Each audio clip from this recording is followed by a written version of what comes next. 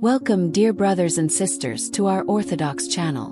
We continue our series of educational videos about the toll houses, and today we are reaching the 11th toll house, envy.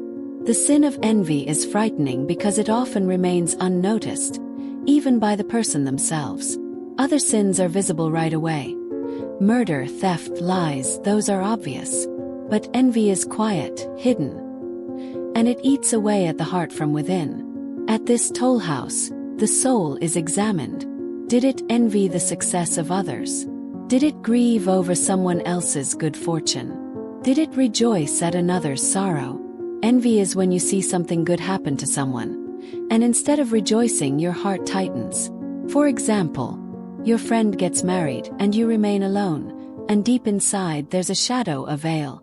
Well, who knows how their marriage will turn out? Or a neighbor buys a car, and your first thought is, probably took out a bunch of loans. That's envy, even if you said nothing aloud. God doesn't need our words. He sees the heart.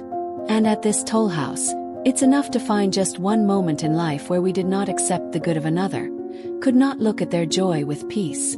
They won't ask, "Did you say anything bad?" They'll ask, "Did you rejoice when others wept? Did you grieve when others were happy?"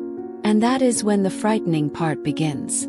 A soul that just recently communed, prayed, served, may suddenly not be able to pass this toll house, because it never truly loved. Envy manifests in many ways. Someone may envy another's talent. Why can she sing so beautifully and I can't? Someone envies spiritual closeness. Why does the priest talk more with him than with me? Others envy beauty, family, attention. Even in the church, people may envy. As sad as it is to admit, a person may even envy holiness, not sin, and still fall into envy. The Holy Fathers say, envy is the destruction of love. Because when you love, you rejoice in another's joy. But when you envy, even the smallest good in another becomes like a stone in your shoe. Even Saint Theodora had many accusations at this toll house, and only God's mercy and her good deeds saved her soul. We must have time to repent, here and now, because once the soul departs, it can no longer take a single step back. So how do we fight this sin? First and foremost, prayer. If you feel envy creeping in, immediately pray for that person. Bless them. Say, "Lord, thank you for blessing them. Grant me not the same but salvation." And of course, confession. Even if it was just a thought, it's already a sin.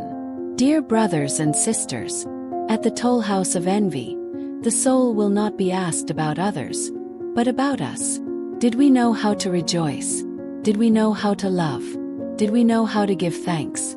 And may the Lord grant us wisdom and humility, so that we may pass through this toll house, not by our strength but by love.